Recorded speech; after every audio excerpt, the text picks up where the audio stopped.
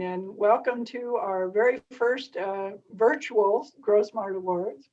I suspect most of you are experts at this point at virtual events, so hopefully we'll make this a fun one. Most of you know that I am Elaine Clegg. I'm a longtime Idaho Smart Growth staff person. Right now, I am serving as the interim executive director. We have 3 other staff people with us tonight. Sarah Taylor, who will mostly be behind the scenes, but is our whiz at making sure everything runs correctly and we don't miss any beats. Elizabeth Allen, who's our newest staff person and is assisting on both of our big programs at the moment. And Deanna Smith, who will moderate the panel later on in the evening. Excuse me. We have tried to design the program tonight to be both entertaining and interactive, so we hope that that works for you. We have videos that will show of all of the projects, and thank you to our great video team. I don't know if they're here, but gosh, they did a great job. The videos turned out really well. And then we'll have a panel of smart growth experts who will talk about how they work on the jury and also answer any questions that you all have. And then we'll have some discussion based on those questions. Feel free to eat and drink your own food and beverages while we're going, if you'd like. We joked earlier about having a drinking game, but mostly you can just enjoy as you'd like to. I'm now going to turn it over to the Idaho Smart Growth Board President, Michelle Graneville. Michelle is the Community and Economic Development Director in McCall, Idaho, and she has worked hard over many years to institute smart growth principles in McCall, especially in housing and placemaking. And with that, I'll welcome Michelle and turn it over. Great, thanks. And good evening, everyone. Hopefully this is fun, and if you have Zoom fatigue, like I often have at the end of the day, you can kick back and relax. Our joke was that you had to drink every time we say smart growth because we really believe in it, but that could get ugly, so you also don't have to do that. But first off, I wanted to start and thank our sponsors. They're up on the screen. They're very generous and they help us put on this event this evening. So it's Ørsted Architects, Cushing Terrell, Parkway Station, and McKibben and Cooper Architects. So if you get a chance, please let them know how much you appreciate their support for our program tonight. That would be great.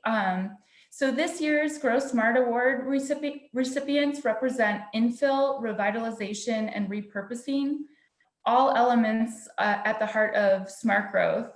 Additionally, all 3 projects show a clear commitment to smart growth despite the barriers that they encountered. So tonight we're going to learn about and also celebrate these projects, which include a new charter school built in the heart of Garden City, a historic home redeveloped into a duplex, plus a new live-work structure added to the property, revitalization of an empty historic office building with retail at the street level and fully occupied office space on the floors above. Both of these projects are located in downtown Boise. We are also honoring Steve Lockwood with the Charles Hummel Award, and that will be presented by the Board of Directors. So before we start our program this evening, I wanted you all to consider becoming supporters of Idaho Smart Growth. We're kicking off the Idaho Smart Growth Next 20 campaign. So in 2020, yes, 2020, the year of 2020, Idaho Smart Growth celebrated our 20-year anniversary. So we've got 20 years of proven accomplishments, and we're planning for the next 20 years. So we're asking you to donate $20 per person, or this equates to $240 annually for the next 3 years to become part of our Smart Growth Champions. So the board is committed to fundraising, and with your commitment, we want to further the goals of advocacy, collaboration, education, and building a sustainable organization. The board really believes that the future is bright, and we have reason to be optimistic that the best days are ahead. So Sarah's I think she's gonna put a link to our next 20 donation page in the chat. And you can use that link to become a champion, or you can just go to our website or find a different way of making a donation of your choosing. So if you have any interest in this, you can indicate that in the chat box. So thanks again for your support. And I see Sarah's got that link in the chat box now. So let's go ahead and let's start the awards part of this evening.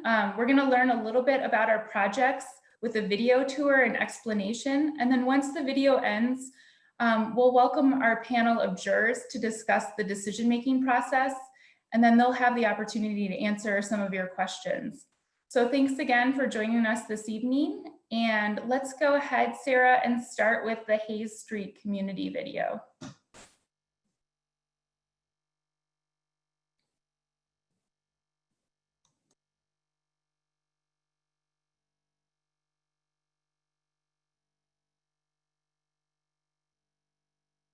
The redevelopment of this historic 1920 single home illustrates what is possible with vision and persistence. This project created 3 residential units where there was one, and added live-work to one of the units in a historical district, all while preserving and respecting the historic character of both the original home and the neighborhood.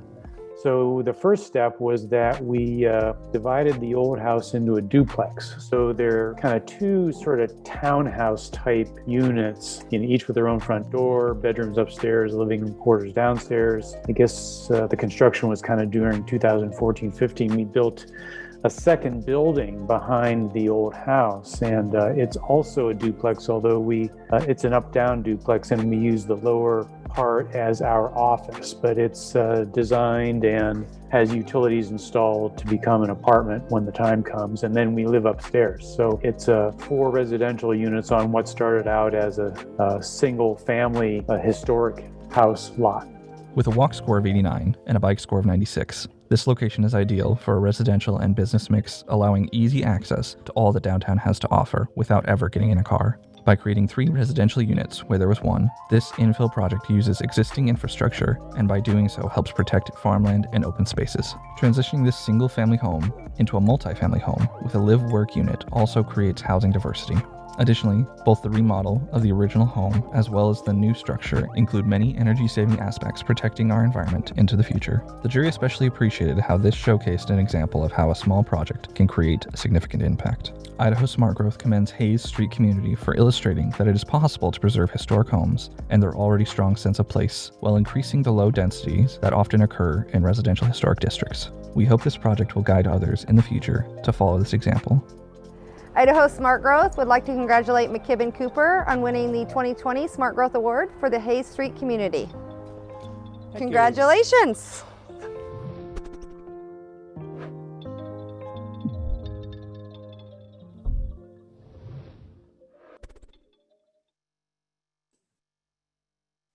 Great. So next up is the video on future public school.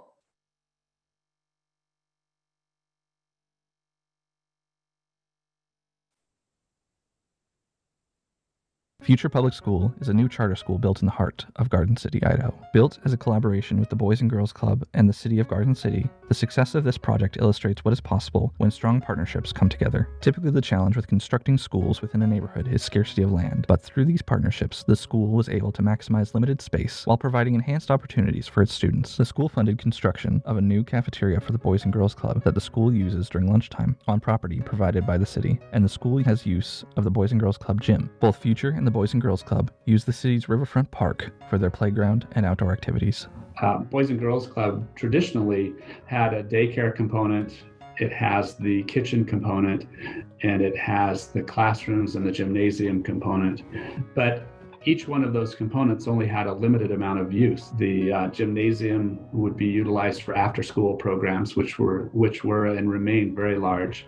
The school then could utilize the gymnasium during the school hours. So all of a sudden now, the gymnasium, which saw maybe 20% utilization over the course of a day, now saw 60% utilization. And the school, in turn, the Boys and Girls Club after school needed more space. So now the school provides after school space. So the utilization of the school isn't just 8 to 3, it's now 8 to 8. And the park adjacent to both the school and the Boys and Girls Club, now with the school and the kids there and the public access to the park gets a lot of use and is really functioning at a very high level for the benefit of the community and the adjacent users. The school helps complete the sense of place envisioned in city planning. As a neighborhood anchor, it will help catalyze and define redevelopment in the surrounding area. Building the school inside the neighborhood makes it very walkable and bikeable, and its close location to the Greenbelt will support these modes. Idaho Smart Growth commends Future Public School for its understanding of the role site selection plays in smart growth and for illustrating what is possible when strong partnerships come together. Idaho Smart Growth would like to congratulate Katrina Colm and Ørsted Architects for winning the 2020 Smart Growth Award for their work on the Future Public School. Congratulations. Thank you. Thank you.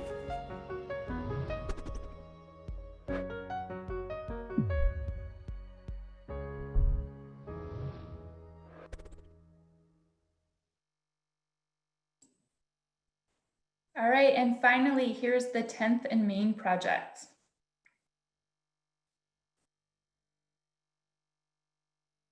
The renovation of one of the oldest mixed-use buildings in the heart of downtown Boise, now known as 10th and Main, unearthed a hidden architectural gem. Built in the 1920s, it is likely the first reinforced concrete building in Boise and remains structurally solid and intact. Rather than demolishing the existing building, the design team's goal was a full building transformation and revitalization of the block.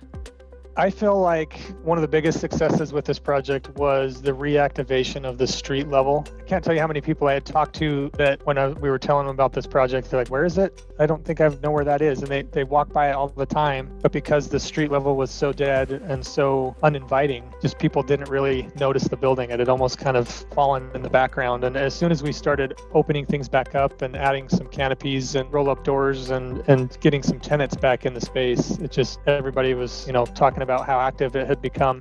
The upper floors in 5th Story Addition were stripped of previous remodel materials, revealing and celebrating the industrial beauty of the building's original core, as well as adding energy-efficient mechanical and electrical systems, a new elevator, and bringing the building into the 21st century in terms of comfort, safety, and accessibility. The building, the floors themselves have this really cool concrete structure that dates back from 1921 that creates this whole series of concrete ribs, but they're not consistent at all. They go in a couple of different directions. The spacing's a little bit different. We don't know why that is exactly. You wouldn't build a building like that today, but we had some interesting challenges in trying to figure out, well, how can we effectively light this space, accentuate that beautiful structure, but still light the space effectively for the folks who are working there. And then we also looked at adding acoustical baffles between some of those concrete ribs at the ceiling in order to mitigate some of the echoing effect that you might have in an exposed concrete structure. A rooftop deck was also added to provide a valuable tenant amenity in this very urban place. This project supports the walkability of the emerging neighborhood along 10th and Main Street by providing more places for residents to eat, shop, and work. This activation, along with the building's unique character, increases the sense of community. Idaho Smart Growth commends 10th and Main for bringing this once vacant building to full occupancy and reactivating this busy street corner. Idaho Smart Growth would like to congratulate Cushing Terrell on winning the 2020 Smart Growth Award for their work on 10th and Main. Thank you. You're welcome. Thank you. Thank you.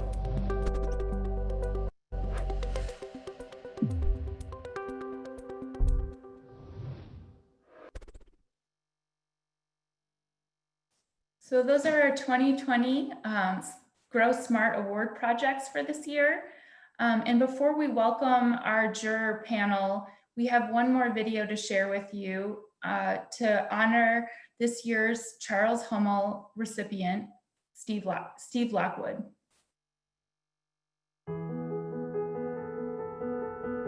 When Steve Lockwood and I met in 1980, he was already talking knowledgeably and enthusiastically about smart growth. One of the very concrete ways in which Steve lived the smart growth he believed in was the infill apartments we built. Steve delighted in asking people What qualities about this little development caused it to be the most environmentally friendly? Almost no one said location, but that was the one he reveled in. Residents could walk or bicycle and now take transit to grocery stores, downtown, lots of jobs, schools, the park next door, and most things in their daily lives. Steve would have been very humbled and honored to receive an award named after Charles Hummel. He had so much respect for Charles and his lifetime of work for smart growth. The first day I arrived in Sandpoint as planning director, this guy comes up to my office and I have no idea who he is. Hi, I'm Steve Lockwood. And he says, do you have time to go out for a quick walk? And, I'm kind of taking the scenes. I realize he's a council member. So I say, sure, let's do it. And we proceeded to walk for the better part of 2 hours through most of Sandpoint. And he walked down every street and pointed out the good projects, the problems, the areas that we needed to improve on. And really, it was an amazing tour and the best way you could possibly ever enter into a community from someone who'd been studying it for years and years. So I really appreciated that and his enduring support throughout my time as planning director in Sandpoint. That sticks out the most for me with Steve is that he was always willing to ask the hard questions of all of us, of whether it's our community, of the board, of the staff, and they were smart questions and good questions to be asking, and would have us really evaluate things. And I am so grateful for that presence on the board. I want to say that I'm happy that I was able to serve with Steve on the board for many years at Idaho Smart Growth, and the work that he did will be cherished for generations to come. So thank you. He was sharp, but one of the things I really appreciated about him was his dedication, tireless dedication, whether it was on his block, in his town, in the state, or in the country, to focus on smart growth issues and urban planning issues in general. I feel like he really lived smart growth, both, as an involved community member, but even in, his home, everything he did really illustrated the principles really well. It was just a part of his core.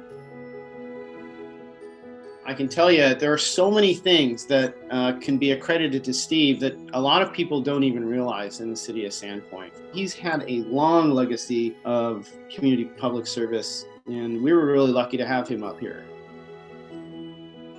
So overall, Steve stands out to me as a giant in the field of planning and smart growth and advocacy for good growth. And it really, when you think about Steve, it is Steve and Molly. They're such a team. I mean, they're very strong individuals, but together their advocacy and their passion just really makes Idaho a better place as well. Steve was the consummate public servant. He was always doing something in service of greater than himself, and he never wanted any recognition for it. Steve is a friend and someone who'll be missed, and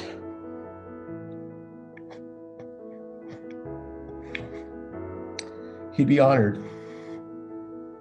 Now, Steve's his legacy will impact Sandpoint and Idaho for generations.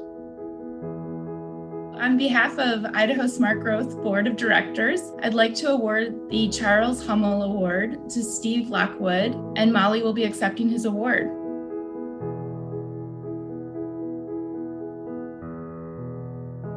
Well, you made me tear up too.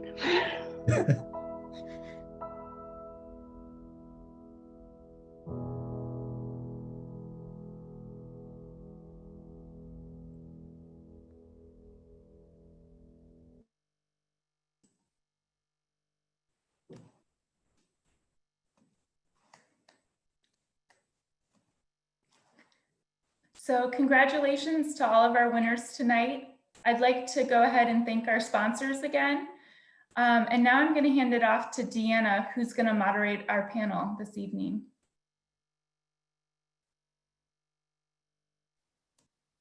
Hi, everybody. Thanks for joining us tonight. This is your opportunity to get a little more engaged. I hope you enjoyed the videos and learning about this year's award winners. As I am every year since we started this project, I'm always so excited to see the awards, and the tribute to Steve was wonderful, and also for many of us who knew him, a bit sad, but he stands, he's one of the people we stand on his shoulders, I think. So with no further ado, I want to welcome and thank our panelists for joining us this evening, as well as serving on our Grow Smart Awards jury. Our awards program would not be possible without our jury, so I'd like to take this moment to recognize and thank Mark Baltus, Doug Cooper, Darren Fluke, Maureen Gresham, Renee McGee, Jenna Thornborough, Jaap Voss, and Dana Zuckerman for volunteering to serve on our 2020 jury. As is the case this year, whenever a juror has been involved with a nomination, they must abstain from voting on and the discussion of whether or not it should receive an award. And now on to our jury panel. Tonight we have three wonderful jurors. All of our jurors are wonderful, and these three volunteered to help out tonight. Doug Cooper is the co-owner of McKibben Cooper Architects, specializing in sustainable and energy conserving architecture. Doug is LEED certified and is a founding board member of the Idaho chapter of the U.S. Green Building Council. He served on Boise City's Planning and Zoning Commission from 2004 to 2012. Doug received his master's degree in architecture from Yale University. Darren Fluke. Darren has worked in both the private and public sectors, most recently as Deputy Director for Comprehensive Planning at the City of Boise. His experience in development covers a range from site acquisition to project manager to senior level planning positions for 2 cities and Ada County. His degree in geography and environmental studies reflects this breadth. Darren has served as president of Idaho's chapter of American Planning Association. And last but not least, Maureen Gresham, currently Idaho's community planner for Federal Highway Administration. Maureen's 20+ years as a planner has had a significant focus on transportation. She moved to Idaho to take the job as Idaho's Transportation Department's bicycle and pedestrian coordinator and then freight coordinator. She then became commuter rights manager for 6 years. Maureen received her master's degree in city planning from Georgia Institute of Technology. I'm going to start the panel off tonight, but we do invite your questions, and we'd like to ask you to put any questions you have of the jury in the chat box. But to get things started, we're going to have each panelist talk about one of the awards tonight and share a little bit with you about why the jury selected that particular nomination for an award. Yeah. And I'll start with. Can I jump in real quick? Yeah. Oh, yeah. Right. Thanks, Sarah. Sorry. To just in case everyone's not super familiar with the best way to view this on Zoom, I'm going to try and walk everybody through what I think is the best setup. So if you're on our panel, please keep your video on. If you're not on our panel, please go ahead and stop your video right now and keep yourself on mute. And that way, if you go up into the right corner of your Zoom, there should be a little button that says view. And if you go to the one that looks like an Eggo waffle, where it has a lot of different pictures, that's the tiled view. And that'll allow you to just see our panelists. And then if you're going to be asking a question, Deanna will call on you. Like she said, enter that in the chat and Deanna will call on you. And at that time, you can turn your video on, and that way our panel knows who they're speaking to. So with that, I will hand it back over to you. Sorry for the interruption, Deanna. No, that was my fault. I forgot to ask you to take care of that for us. So I'm going to start with Doug Cooper. You want to share with us the award that you're going to talk about tonight? You're muted, Doug.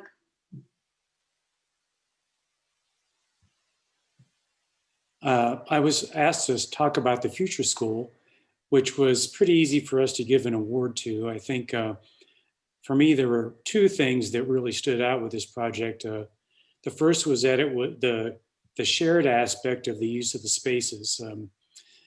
I know with as an architect, and we've done many schools, it's often hard to get schools to look outside of their own kind of space. And I think that this was really creatively done in this project, and we really appreciated that. The other aspect was that it's part of an infill mixed-use community there by Veterans Parkway, the Parkway Station. So I really think that this is really what we want to do if we want to promote these principles. It's mixed use in terms of the smart growth principles. It's mixed use as part of a mixed use development. It's walkable, being next to the green belt and transit, and it builds in existing development areas. I think that's really important that we try to focus growth in areas that are already developed instead of eating up more farmland. And I noticed it was mentioned in the presentation. It's also very important that schools are good anchors for the community and something that you can use to build around. Great. Thanks for that, Doug. And I'll let you go next, Maureen. Remember to unmute yourself. Thanks. Yes. So I was asked to talk about the Haze Street project, and I kind of laughed a little bit when I saw that, because every year the jury gets together. You know, we evaluate the projects on our end. We fill in a kind of a scorecard and comments, and then we come together as a group, which this year was interesting because we had to meet in a park and pretty much shout at each other to make sure that we were all being heard, because we wanted to maintain that social distance. And I came prepared to fight against this project. It's like, it's some apartments. What is smart growth about this? And Jaap Vos actually said something that just truly resonated with me, and I think exemplifies why this project deserves its award. Yes, it's apartments, but it's also infill. It's also creating a mix of uses. It's addressing our housing issue that, you know, is just such a huge issue throughout Idaho. But what Jaap Vos said was they made a deliberate choice to incorporate smart growth tenants into this project. And to me, that's what makes it worthy of an award. They knew that there was regulatory barriers. They knew they're in a historic district. They knew that the public may not be totally in favor of this. And then they chose to do it anyway. And what they ended up with is something that actually achieves what smart growth is all about, which is, you know, environmental preservation. It's providing choices to people and helping them with their living options. And again, addressing that housing issue, which I think is so important right now. Thanks, Maureen. And Darren, we'll let you talk about 9th and 10th and Main. 9th, 10th, it's all close. The jury loved this project, I think, from the outset. I think it was very non-controversial. And I wish I would have seen the video before, you know, thinking about my remarks, because the video sort of stole my thunder. The topics that were touched on are really what people loved about this project. I mean, frankly, this building started out as a very unloved, homely little corner in a prominent section of downtown. It has one of the most iconic buildings in downtown, just kitty corner from it. That's the Idaho.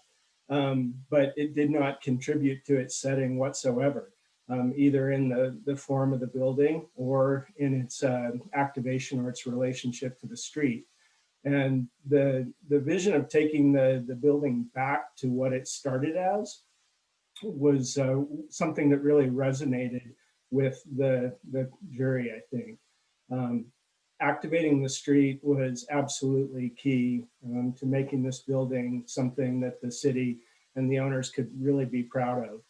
And, you know, honestly, redoing the facade that had been sort of not done well previously in previous renovations was really a great vision that made this project stand out from a lot of the projects that we'd seen. With regard to the principles, you know, of smart growth, it checks almost every box. It's already in a walkable neighborhood. You know, it had a mix of land uses that they brought to this one building. There's a variety of transportation choices. It's only a block off of our primary north-south bike route through downtown, connecting the ridge, the literal river to ridge connection. You know, it did not provide housing, but it did have a nice mix of land uses. And I think as a jury, we're often sort of biased toward infill projects, and particularly projects that make the best use of existing buildings. I mean, I've often heard it said that the greenest buildings are the buildings that already exist. And, you know, it probably would have been cheaper and easier for the owners of this project to just scrape that site and build a new building on it. But their vision was commendable, and the project really is a win-win solution for that corner of downtown. Thanks for that, Darren. Well, I'm not seeing any questions in the chat box yet, so I'm going to kick it off with a question that, you know, I've been involved with this project since its very inception, and I've staffed the jury many of those years, not all of them, but most of them. And what I can say is the program's evolved and matured over time as Idaho's evolved and matured in smart growth understanding and practices. And they've gotten tougher over the years. I've watched the jury get increasingly tougher about what they want to see and what they expect, as is appropriate, I think. So my question to all three of you, and I'll let, if one of you wants to jump in first, if not, I'll call on one of you, but I want to ask you what the jury looks for in an application for a Grow Smart Award. Anybody want to start? How about you, Maureen? You're one of the toughest. I think I am. What do I look for? Well, one, that they deliberately made a choice to actually incorporate the smart growth tenets. Two, that they were able to incorporate more than just one. You know, when you're looking at a project and you're thinking about it, you know, are they able to provide choices? Are, you know, transportation, housing? Are they doing a mixture of use? Are they helping to preserve land? You know, the more that they can do, you know, the better that they're going to look in my eyes. Now, having said that, I love going to our jury meetings, because what I look for is not necessarily what other people are looking for. And of course, you know, with my background being transportation, I'm very hard on the transportation side of things. And so I love hearing other people's perspectives and how they think that a project is deserving of a Smart Growth Award, or a Grow Smart Award, sorry. God, it's a good thing we are not doing a drinking game. And so I think that you know, incorporating as many tenets as you can, and just because your project doesn't maybe have that mixture of use, if you're able to influence mixture of use in a surrounding area, then I still think that your project is worthy of that. Yeah, so I mean, it's, you know, a deliberate choice. It's achieving, you know, the objectives of smart growth. It's incorporating as many of those tenets as possible, whether it's within that project or enables that to be done in the surrounding area. I think those are the kind of the three key things. Great, thanks, Maureen. Doug or Darren, do you have anything you want to add to that? I think I mostly agree with that. Mostly that Maureen is the toughest juror. Usually we're spending our time convincing her that one project or another is worthy.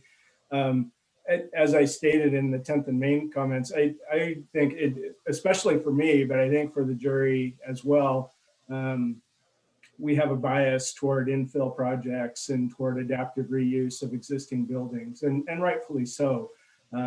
So for that reason, you know, greenfield projects tend to have a rougher go with the jury. It's just harder to do things like build in transportation choices in a greenfield project that isn't already in an urban center, for instance. But the other thing that I would say is really important if you're for a future submitter is just pay attention to what the application requirements are. We spent a lot of time this last year just debating whether or not a given application actually met the minimum criteria for what the application required, which is sort of a pedantic and boring thing to talk about, but it's pretty fundamental toward, you know, to getting your application considered. Thanks, Darren. Doug, you want to add anything more to that? If not, I'm still not seeing questions in the chat box. I can add a little bit, I guess.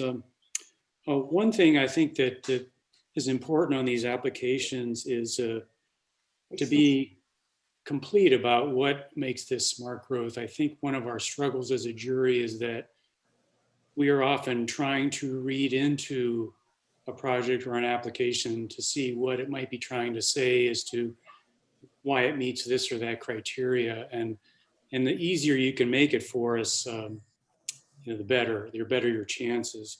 Because I think it's a struggle. You know, the finance system is set up to kind of separate uses, and obviously mixed uses are one of the more important things in smart growth. So if you can tell that story, it really helps. Great. Now we're finally there. We're starting to get questions pouring in. So Jim Hansen has a great question about affordability. Jim, if you want to unmute yourself and ask your question of the jury. Well, this is just an observation I have about a number of projects where the value of the density and the location and all the smart growth principles also tend to drive the cost of housing up. So even that great example of the future school, if the pressures in that neighborhood are to drive affordable housing out, it may be the school is only walkable to the wealthier families who end up living there. So how does affordability enter into your analysis, especially affordability projected out over time? Because when things aren't affordable, guess where people move? They move on the outskirts, far away. They actually defy smart growth principles by where they're forced to choose. One of the jurors want to take, one of the panelists want to take that on?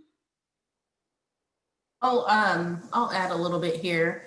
I think affordability comes into play every time the jury meets. We talk about affordability. And I know Darren kind of joked about me being the difficult juror, and maybe I am. I think I am. I remember 2 or 3 years ago, we had a few projects that came in and that were submitted, and they called themselves affordable housing. And I'm looking at it and I'm like, you know, these are selling for $350,000. That's not affordable. You know, if you look at the median household income in Idaho, it's about 53,000, something like that. And, you know, you're talking about people who shouldn't, more than likely should not be purchasing anything over 150 to 200,000. If you take the classic, only 30% of your salary. And so I fought against that project because for me, it wasn't affordable. Now, and it ended up getting an award because the other values with that project were just incredible. But I do think that just affordability is such a key issue. And I think that's one of the reasons why Haze Street won the award this year, is that it's creating that mixture of housing options and something that's a little bit more affordable than what you might see in some of the other projects that are occurring, especially in the Treasure Valley.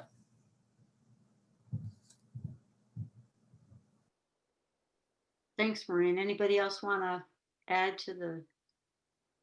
I don't know, maybe Doug wants to weigh in on this, because I mean, I don't know if you consider your project affordable or not, Doug, but affordability is not one of the smart growth principles. So this would be the counterpoint here. And so much of what we're seeing is dealing with property that's extremely expensive, you know, particularly in infill projects. And so it's very difficult it's already difficult to hit all of the smart growth principles, but then to make it affordable in addition to those things is an extremely difficult thing to do, given market conditions and, you know, just given the economy and the world that we live in. There aren't a lot of levers that you have to pull to make a project affordable and to make it smart growth at the same time. But when projects do that, it's extremely notable and commendable. I guess I'd add that I don't think there's a good answer for Jim, because I kind of agree with Darren when, you know, that the locations for these smart growth projects tends to be in, you know, where there's already pretty dense development. And that's where the prices are going to be higher. On our project, I would say, I don't know if I'd call it affordable. I'd say it does provide choice, because the units that we have, they're rental units. They tend to be larger than other units in the neighborhood. They're kind of, the old house, they're kind of a townhouse style, living room down, bedrooms up. But, you know, the rents in this area are not very low. And, you know, just the cost of construction and building a project like that is extremely difficult to make it affordable, in addition to, you know, to being a place that people want to be. On that note, sorry, I wanted to add, you know, when we're getting the projects in every year and looking at them, I'm always hoping to see a project where there is some kind of affordable housing component. And I would love in the future for some local jurisdiction to come up with some really great policies that actually help enable affordable housing to be an element of smart growth.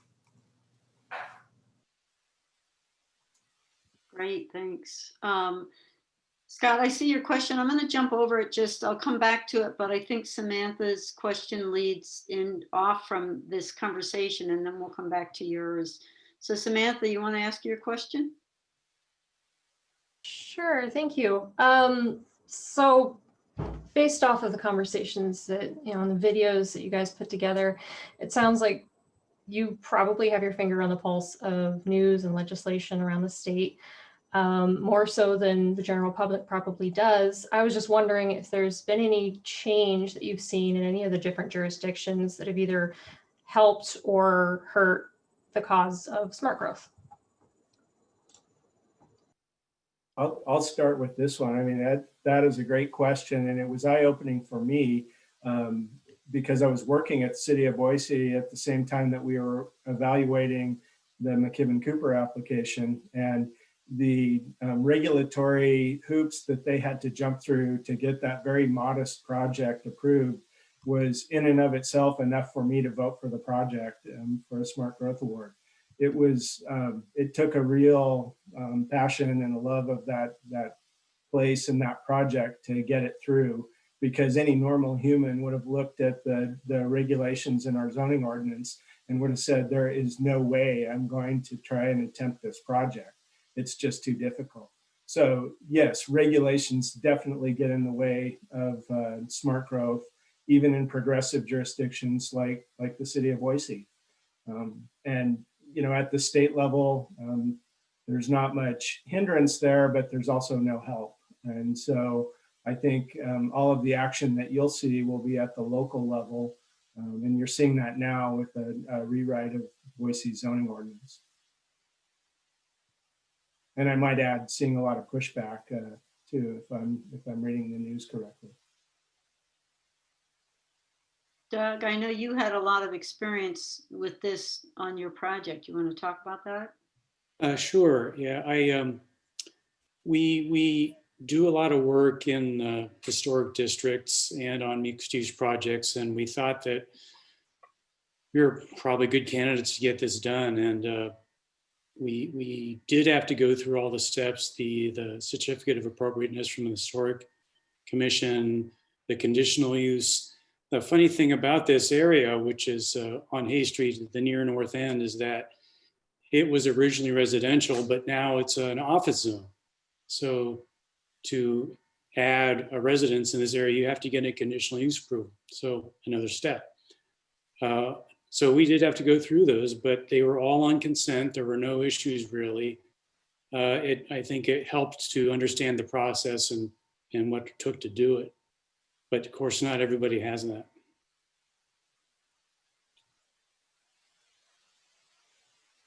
Any more responses to that question? If not, I'm going to jump back to a question Scott asked, or invite you to ask your own question, Scott. Okay. And this could go to anybody, and I don't really want to put anybody on the spot. They're all great projects.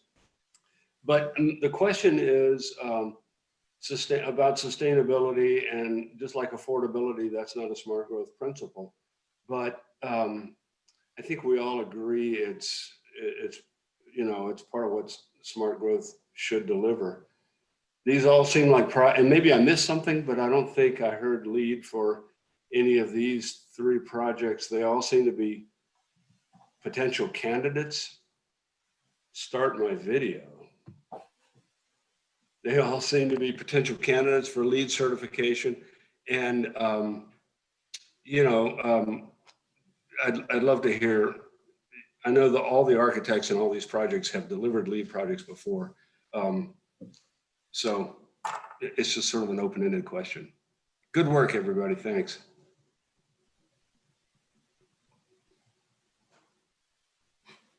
Reframe the question, what's not put in the chat box is, do we consider lead a criteria when we, it's not technically one of the principles, but maybe you guys could talk about how you see it reflected in the principles, or if you do. Yeah, I guess I could say to respond to Scott, we've had a half-done lead application for this project sitting on my desk for at least a year. It tends to get low on the priority list. But if you look carefully at lead, smart growth principles are worked into the kind of organizational neighborhood portion of the lead standard. So I think it's kind of already there. Maybe not so much on the energy conservation side and the green materials side, but definitely on where you build, how you build, whether you're using already developed land instead of green property and that sort of thing. So I'll add here, and this goes back to something that Darren said earlier. We've had a lot of submittals come in, and you're like, hey, we're a lead project, we deserve an award. And well, you may or you may not, but just because you're a lead project does not mean you are deserving of a GrowSmart award. And going back to what Darren has said with people's applications, they need to provide more information. I know I can remember several projects that were LEED certified, and we had this back and forth, like, well, what else did they do? What else did they do? And they ended up getting awards, several of them. I don't know that all of them did. But it was just because it's LEED does not make it, in my opinion, a GrowSmart award worthy project.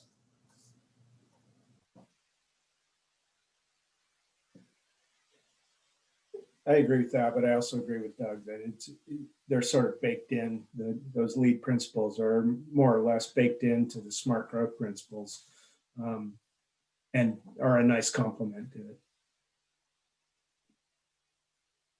I would share that when we get the applications that really just tout their LEED certification, the jury really has to pick it apart. And fortunately, we have knowledgeable jurors, not across the board, but we have enough jurors with lead knowledge that they can help the rest of the group understand where those smart growth principles are in the project.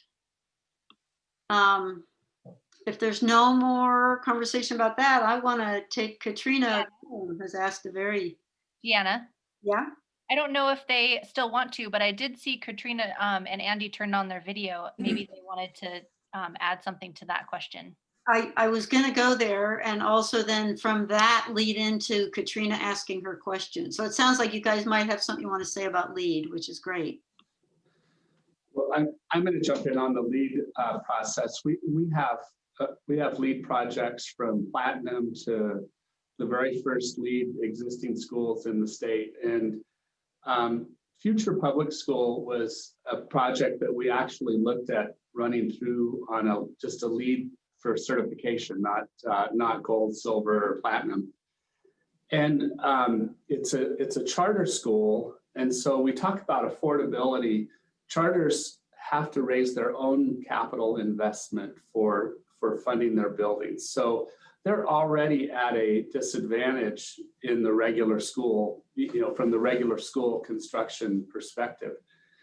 Then you throw on LEED at any level, and you're throwing on really about 3% of the cost. It's a very real cost to an organization that's already greatly limited in their funding and fund capacity.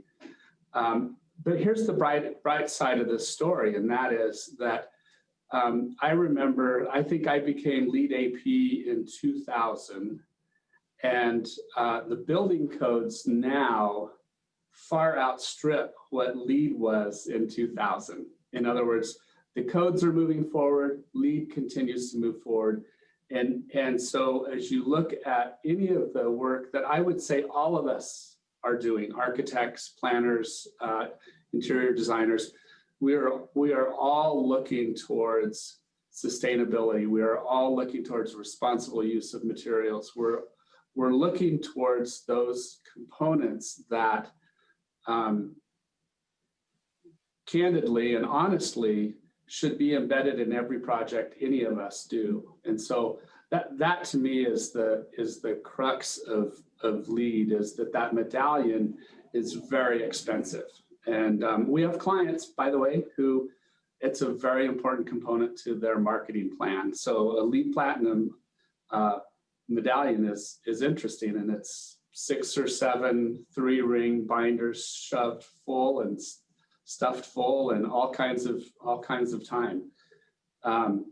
The other question that we put out there was, how does Idaho Smart Growth become an active player in the component or the opportunity for cities and jurisdictions to rewrite their zoning ordinances? I know I see a number of names who are on the zoning rewrite committee for Boise City. And believe me, the committee has a number of people who think that the zoning ordinance is an ordinance that can control economics. How do you use the zoning ordinance to control affordability? And that is a really fascinating challenge. I would love to have Idaho Smart Growth be part of that discussion.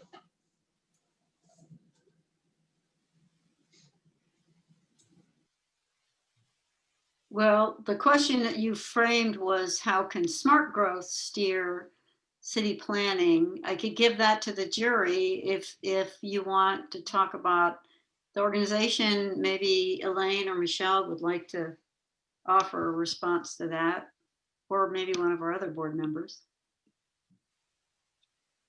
I'd be happy to offer a small response.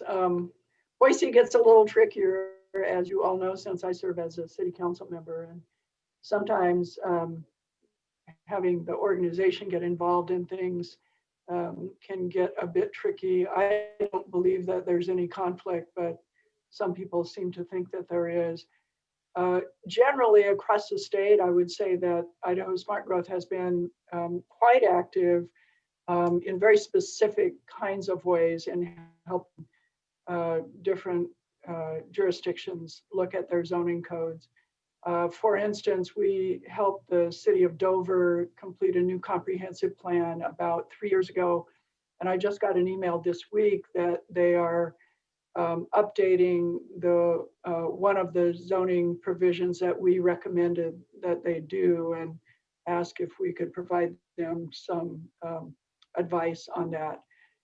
That's just one example. We've worked with over 40 jurisdictions directly over the last 10 years. And in many of those instances, we provide not only planning assistance, but recommendations around the kinds of ordinances and policies that they could adopt that would lead to smarter growth. I think for me anyway, the biggest lesson I've learned as a city council member is trying to make zoning predictable in the face of a growing body of citizens who want to be able to come and talk about every project that comes before us. That's not necessarily a bad thing. I'm not saying that is, but it makes it really difficult to find the balance about how to make it more predictable and more certain for developers to actually get through that process. So I guess I'm saying I don't know that I have any great answers, except that one by one we should identify those barriers and identify ways to overcome them and try to get those things into policy, which we have been doing slowly but surely across the state.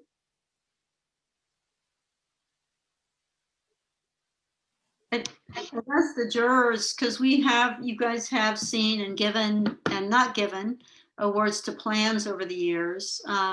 Maybe you could speak a little bit more broadly just to planning and how smart growth can help steer or influence planning.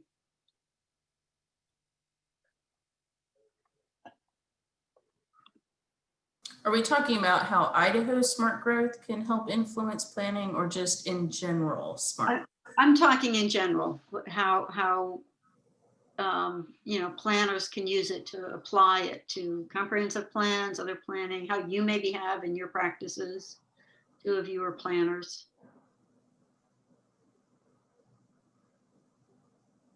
Well, I like what Elaine was saying, that you have to start identifying the barriers one by one and addressing them. And I think that the tenets of smart growth, anytime a planner is reviewing their zoning ordinance or developing a comprehensive plan or looking at some of the other development regulations, what are the barriers within that stop smart growth from happening? And that's,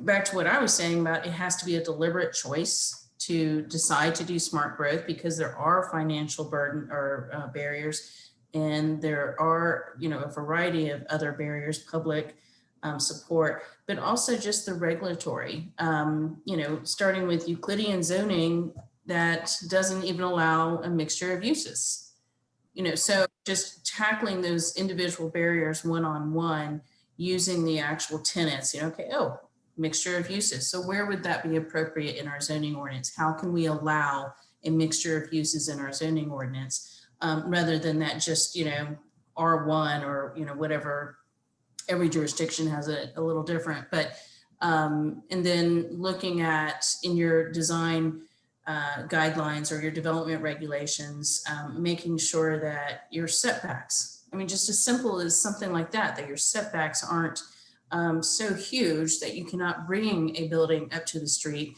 that allows for it to relate to the street, the pedestrian environment, and thus help encourage transportation options. So I'm with Elaine on this one, that you just start identifying individual barriers and start addressing them. I think perhaps the most valuable thing that a smart growth organization could do with regard to zoning is work on just a public information campaign that starts to change the paradigm around how we think about land use. Maureen mentioned Euclidean zoning and that strict separation of land uses. That's been pretty well sort of adopted by the general public. And every time you try to do something as a public planner that is more smart growth or more progressive, you are going to get a face full of opposition, as we're seeing in Boise right now. People resist change, and they think that the system that we have right now is really the only system that is available or is viable. And until we start to change those attitudes, it's going to be very difficult to get anything done. I don't mean to be Debbie Downer here, but people want the zoning ordinance to do all things, and the zoning ordinance is a regulatory tool. It's very cumbersome to try to make it an incentive-based system to get the things you want rather than regulating against the things you don't want. And that's kind of the secret sauce. If we could crack that, we'd all be rich. And if I could jump in, as another city councilman, Darren, you have it kind of right on the spot. It's so challenging for us to develop zoning ordinances and standards that both address the prescriptive need for doing the right thing and yet still allow the right creativity to get wonderful things. And we live that balance all the time, and mostly through trial and error, mostly through error. We discover what doesn't work and we go back and try to fix it. But you can't, it's both wonderful and difficult about smart growth. You can't really prescribe it. You know it when you see it, but it's hard to put it into pure legislation that pushes you that direction. It's more of a philosophy that you have to make sure is in your decision-making process and is supported by your the way your city does business and accepts new projects. I know I'll go to planner hell for saying this, but maybe we should just do away with zoning. As I was starting to, as we were ramping up the Boise City zoning ordinance rewrite, you look at the city of Boise just as your case study, and all the areas that people love and want to emulate predate the zoning ordinance. The North End, the East End, downtown, the Central Bench. And as soon as we got zoning in and around 1965 is where we started to see developments that were not only unloved, they're sort of unlovable. And now the folks that live in those areas are the ones that are most upset with the decisions that happen. And, just parting thought for everybody, when the ultimate criteria on whether a project gets approved or denied is how much traffic it generates, we're in deep trouble, because the land, the city that we've created requires that traffic be generated when a project gets built. And if that's what we're going to judge projects on, then we will not be able to approve any more projects, as Elaine well knows. Darren, I completely agree with you. I would love to get rid of zoning ordinances. We're all going to planner hell, Maureen. Form-based code. Yes. Well, he says he stood up and clapped for your comment, Darren. So at least your emotion is here. I got Heath. Yes. I do want to ask, Michelle, you made a comment about the challenge for the CAC. Do you want to expand upon that a little bit more?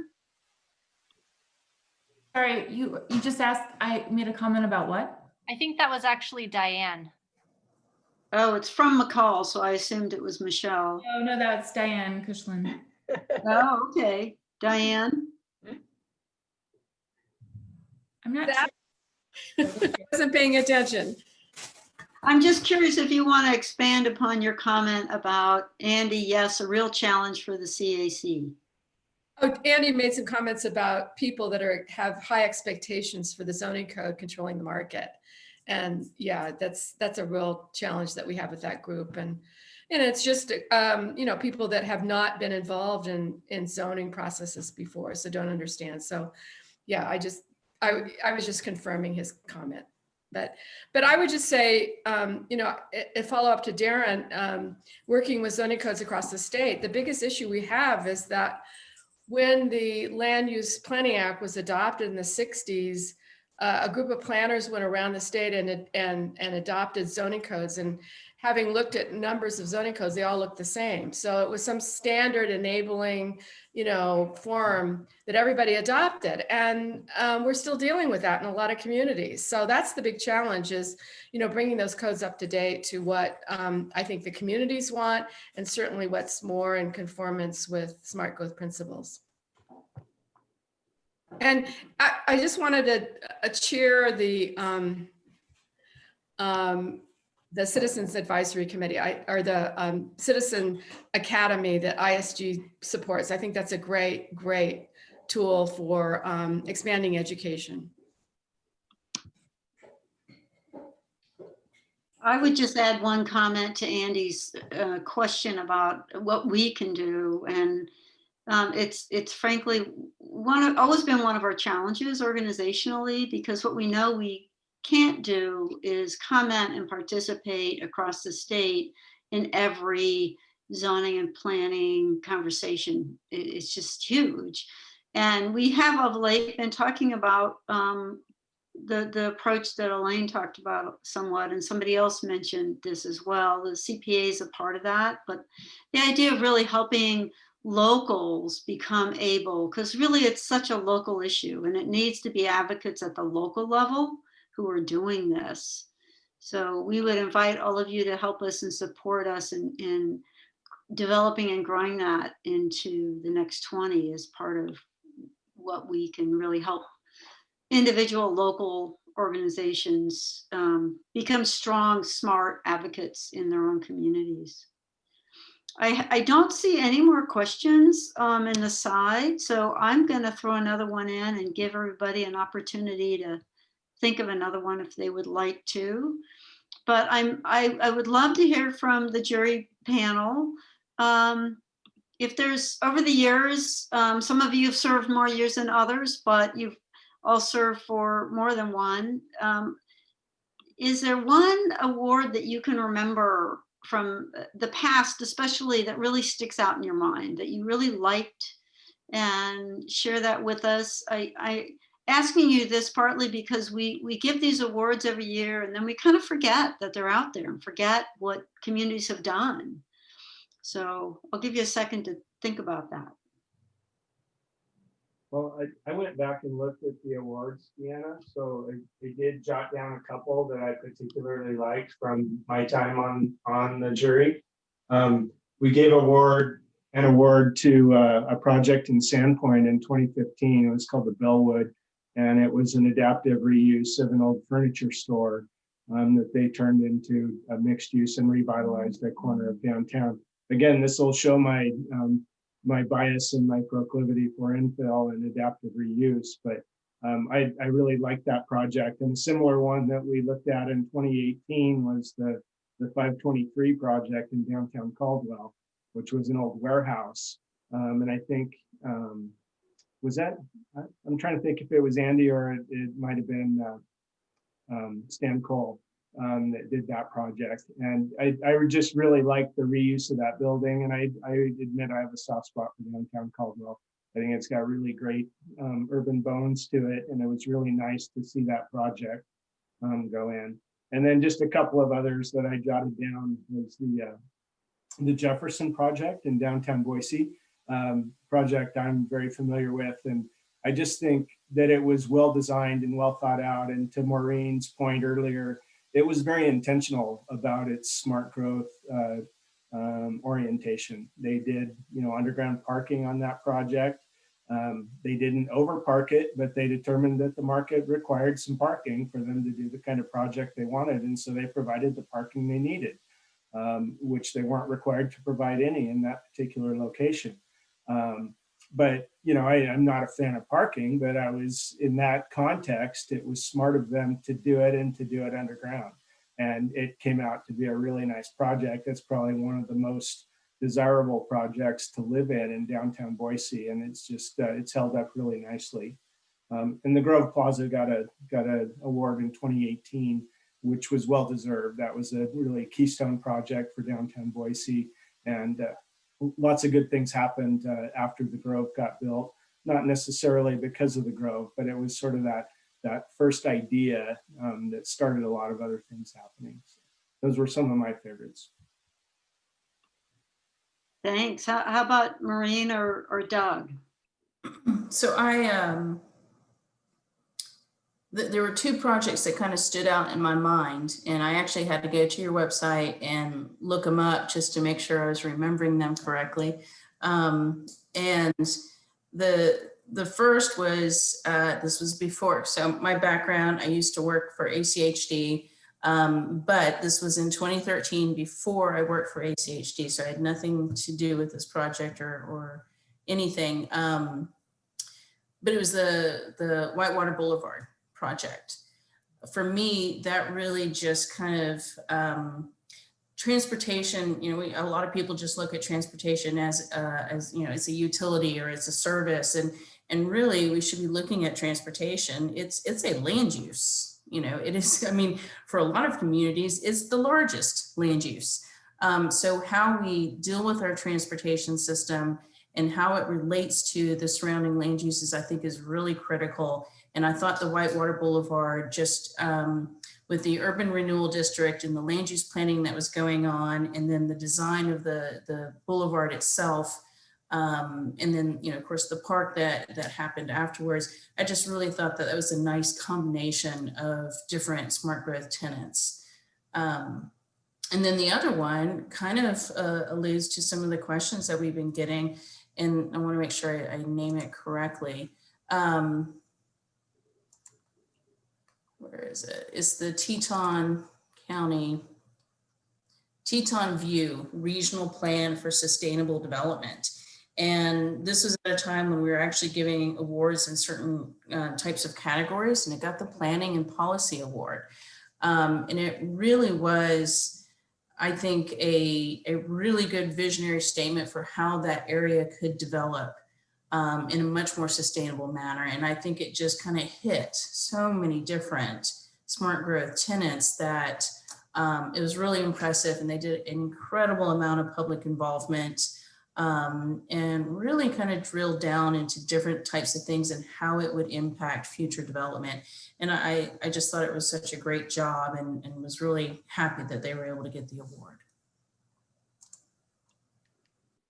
I guess the project I'd mentioned, and I've only been on the jury 2 years now, and I'm pretty sure this got an award. I sure hope it did. It was the Indian Creek redevelopment project, because I'm also a fan of Caldwell, just a really great little Western town. And I'm not from the West.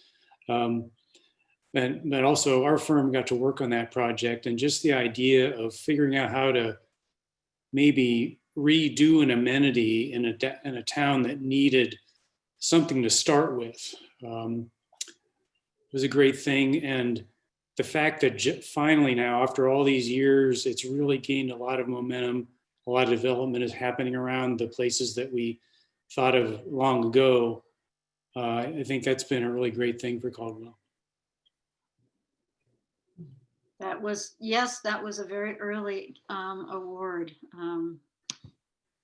So on that note, we are at close to 7:15, and unless there's a burning question out there, I see Nancy's put something in here. Do you have a question, Nancy?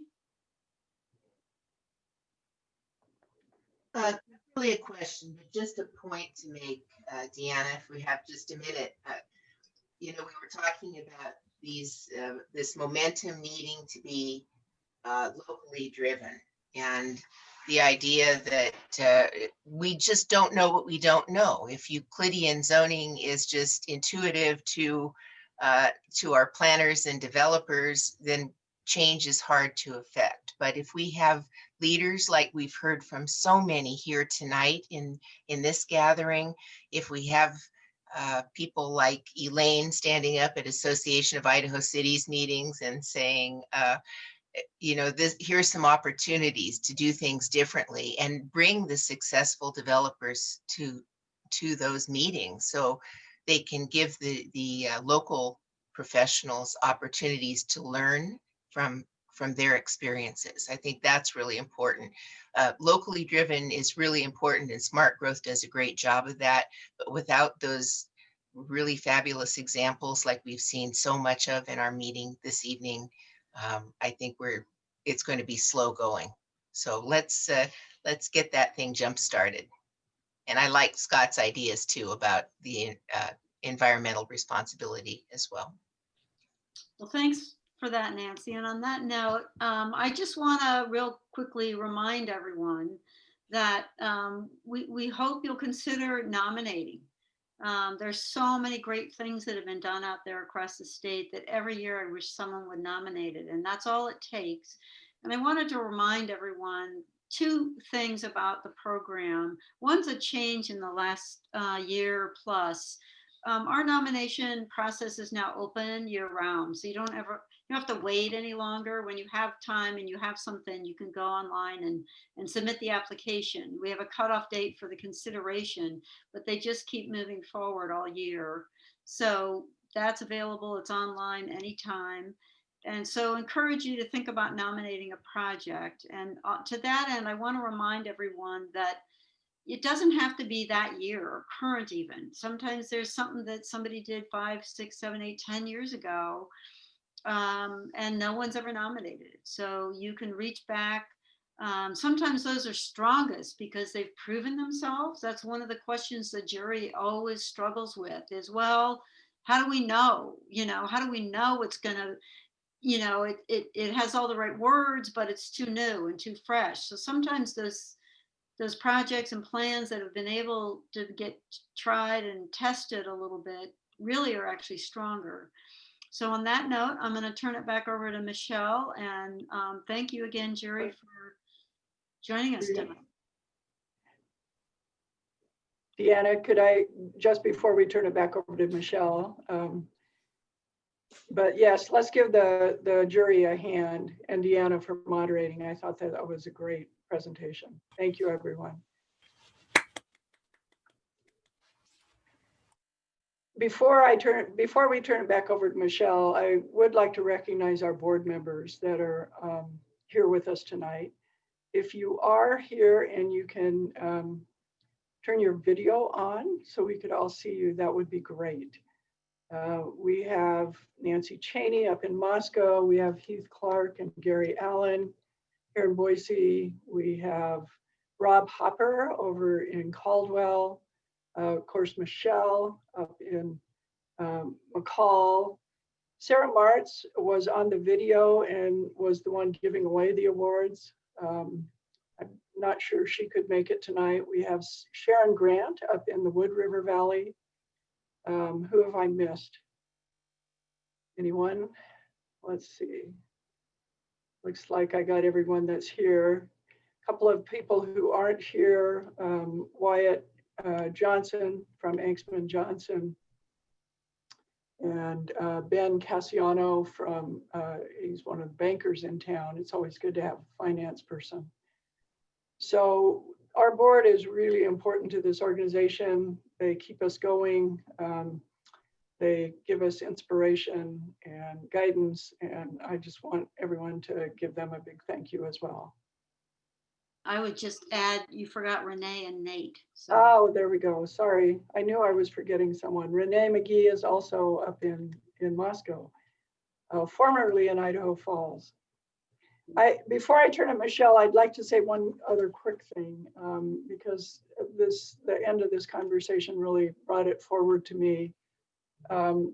We've been looking back over the last 20 years because we are 20 years old, and Caldwell, which was mentioned, Teton, which was mentioned, the projects that have happened in Moscow and Sandpoint that were honored, all of those came from early education opportunities that Idaho Smart Growth did around the state.